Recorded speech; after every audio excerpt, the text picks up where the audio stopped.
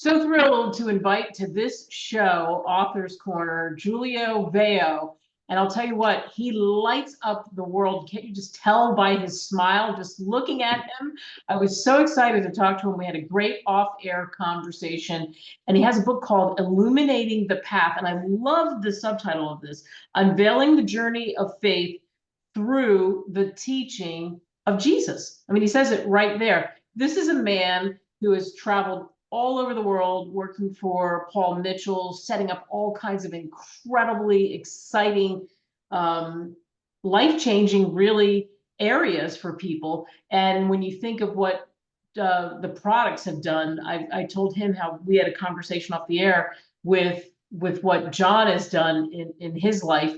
And Giulio, think of Giulio and multiply the impact he's had on lives, because I can certainly tell, and we know that he's motivating and inspiring. So without further ado, hey, thanks so much for coming on. What a great introduction. Thank you. I'm kind of getting a little bashful here, but thank you very much. So let's talk about your career first, because I set it up that way, like that you've been all over the place. How did that happen? Well, that's a good question. I was a terrible student. And I graduated high school because I immigrated from Italy when I was 5 years old. So we moved into a city that everybody spoke different dialects, different English. So in school, I was horrible. And we didn't know about ADHD, dyslexia, and phonics problems. So needless to say, I wasn't the scholar when I graduated high school. I graduated not knowing how to read or write. But I guess they had a little pity on me and they let me through. But my mom knew I wasn't college material, and she suggested the beauty industry. And I was like, "You're crazy." Me do hair? Are you nuts? But when I went for the tour, it was a little bit motivating because there were a lot of beautiful people. And I said, I think I could do this. But I ended up finding out I had a gift that I did not know I had. And when I found out I had that gift, it sparked something in me to want to know more, to learn more, and to figure out how I learned and how I was smart. Not how smart I was, but how I was smart. And once I learned that and I got into it and I really started attending shows and getting knowledge and wisdom and really putting my effort towards it, things just start to happen. I mean, I got invited to do shows. I got invited to do platform work. And from there, I got invited to go to different countries and then do speaking events. And I'm like, what is happening? I am just Giulio. I'm nobody special, but I really loved helping other people because what it did for me and helped me become, I promised that I would do that for others who felt like me or had that journey like me. Yeah, so I mean, it opened it up in you, what you had, that ability to impact so many different lives. And telling us the story of how it began, your learning disabilities, all of that. And I think that part is also inspiring, because I think, Julia, there's a lot of people who have no idea that that reason they struggled in school. And remember, that was the thing. If you got good grades, you were going to go someplace. If you didn't get good grades, you were in that other group. And now, knowing what you know, thank goodness, because it changed your life. Well, I tell a lot of people, you don't have learning disabilities, you have gifts, and everybody is born with a gift. God just doesn't make perfect people and non-perfect people. He makes everybody special and unique in their own way. And so once you tap into that gift and you start to build some confidence and belief, and that comes through wisdom and knowledge, and making a lot of mistakes, which I've done in my life. But if you learn from them, you can't help but grow. Right. That's the beauty of it. Yeah. So what led you down the path of writing this book? Well, the first book I wrote was a slap on the back of the head. That was a memoir of my growing up and my struggles and the way my dad used to kind of shape me up a little bit. And I did that to challenge myself because I am dyslexic. I didn't actually write it. I had to record it because what I wrote, I couldn't even read. So I recorded it and challenged myself. And I really got into enjoying writing. So, 9 books later, I'm into. I keep on writing. I just love it. It's a great way. And once again, people say, well, I can't read, I can't write. Well, I have trouble comprehending as well. But the more you do it and the more you challenge yourself, the better you become at something. But it takes time. It doesn't happen overnight. It's like when I was losing weight, it didn't happen overnight. It took a journey to get that extra weight on. So it took a journey to take it off. And that's the same thing with learning. It took a little bit of a journey. And to this day, I'm 62 and I am still learning. I like how you say that, It because never stops. yeah, it never stops. And that's a big part of what you emphasize.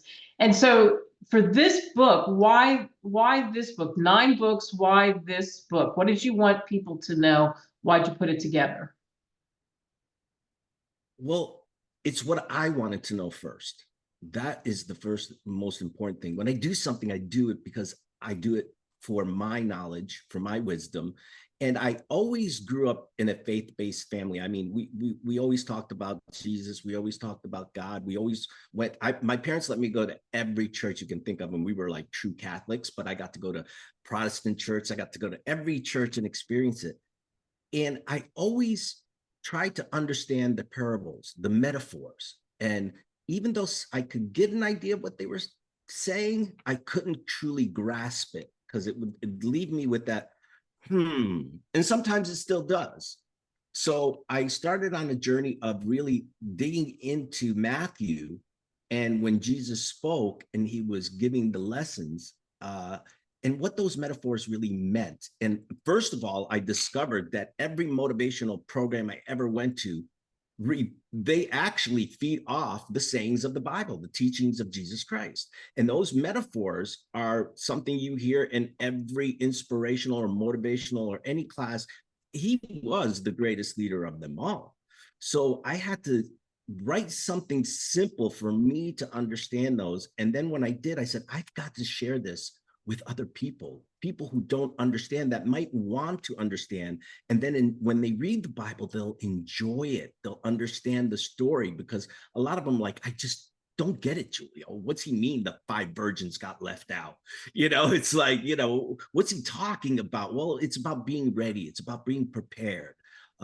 So it was just a way to break it down for me. And then as I got to understand it, I said, again, you can't keep it till you give it away. So I had to share it.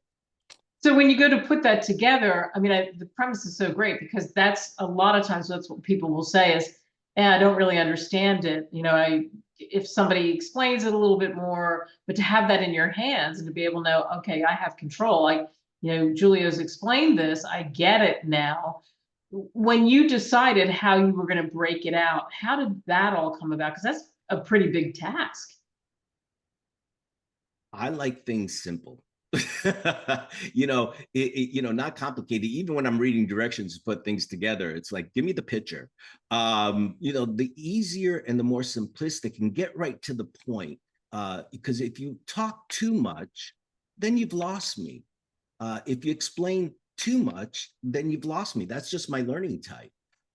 So I wanted to do, it's just 3 pages. It talks about the parable and then it just breaks it down, gets right to the point, right to the heart of it without confusing you. Now, everybody's going to interpret something a little bit differently in their own way, but I had to make it simple where it didn't drag on till you got to the point. A lot of the stories, they're great, but they keep going and going Right. and going. And you're like, I've gotten to the point where I forgot what I'm looking for here. So yeah, you had to kind of, I've made it the way I would like it written for me.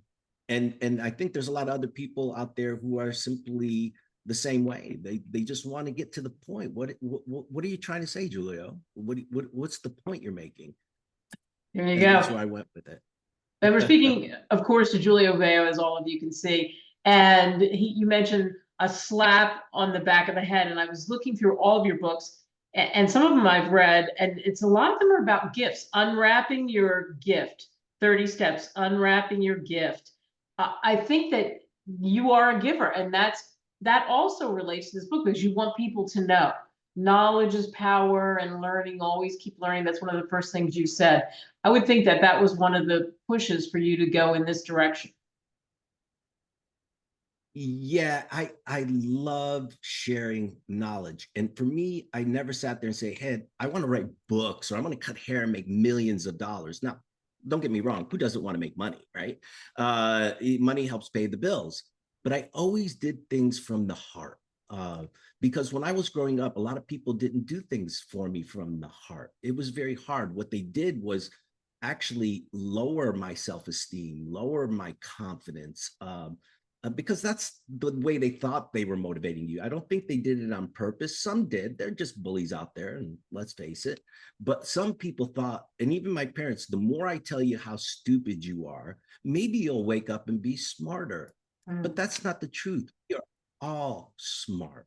We just need somebody to believe in us. And most importantly, we need to believe in ourselves. And if I can get that message out there to say you are of value, you have value, you can give other people that gift of value in themselves, then why not let's do that. We're missing a lot of that in today's world.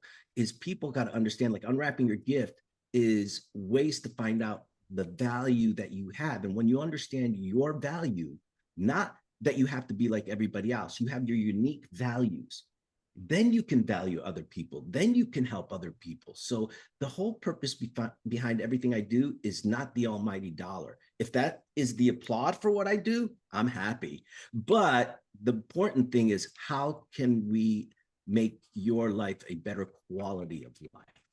Wow. So well said. And by the way, you can get this book on Amazon, Barnes and Noble, wherever great books are sold, that's for sure. Would you send anyone any other places? Uh, they can go on my website. They can email me at giuliovello.com and request that. And I'd be more than happy to sign one and send one out to them. Ah, Uh, yeah. wonderful. And they can even talk to me and say, hey, listen, I was reading this part. They can ask me questions, whatever they like. I'm Yeah. here for anyone.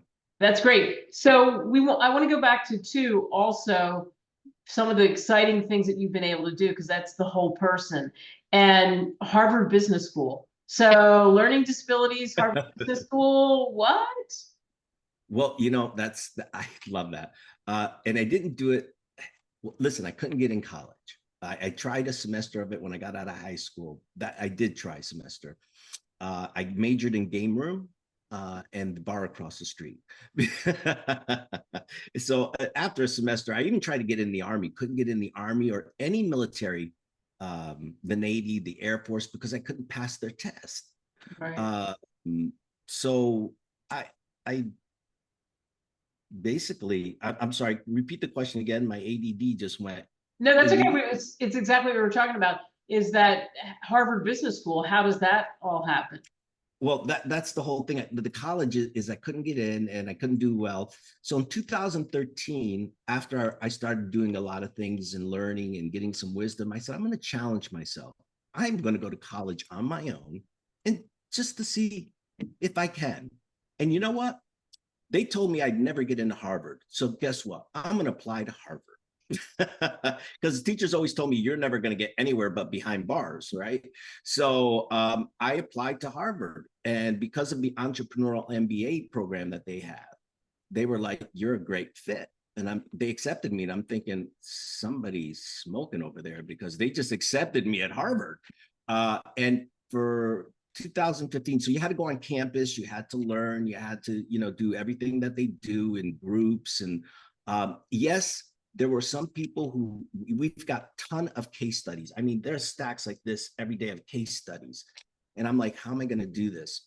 So not only did I try to read it myself, but I would get a friend on the phone and we would call each other up and we would, I'd email them the case and we would read it together and we would go through over what did I understand, what didn't I understand. So it was phone a friend, right? A lifeline. But I got through it with flying colors and I graduated in 2015.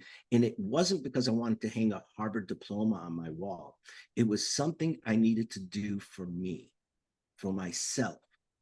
When you do things for yourself to show yourself you can, and even if I couldn't, at least I did. That's the main, some people don't even try the did, they just think they can't do, you know. So Right. So what a great accomplishment. Congratulations on that for sure. thank I you. love Thank how you took us through the steps so you don't just give up. Everything is something that I think you can figure things out, in other words, and you figured it out. You figured out, okay, so what can I do? How do I do this? And ultimately did it. So with all these things happening, you live on a farm, have had all these incredible journeys, you're giving back. I mean, again, this book, Illuminating the Path, really lighting things up for people so biblically they can understand better. What's next? Inspiration hits daily. God just gives you that voice and says, this is what's next. This is who you help next. I am going to Cuba in October. Out of the blue, they said, hey, we need to do some mission work in Cuba and spread the word. We're looking for people who want to go. And my hand just flew up as if somebody threw it up for me. So I'm going to be going to Cuba to do some ministry work, which I'm really looking forward to, because as you know, they don't get the freedom of religion like we do. Yeah. And there's such power in faith that people need to hear it and need to understand it, no matter what country you live in, no matter what world or what situation you're going through. Faith is stronger than fear. And I always said, I heard Zig Ziglar once say, fear is spelled F-E-A-R, false evidence appearing real. Doesn't exist. And you got to have faith. And I said, well, what's the acronym for faith? So I made one up: fierce attitude in the heart. So I said, I'm going to have a fierce attitude in the heart, and I'm just going to do whatever the Lord calls me to do, or whatever voice comes in my head, and it's not schizophrenia, that I'm going to go out and just do it. And I don't think twice. I just do. Wow, what a perfect place to end this. Giulio, what a delight you are. Thank you so much for joining us. Thank you for having me on your show today, and you're a delight to speak to as well. So Thanks. Get his books. thank you.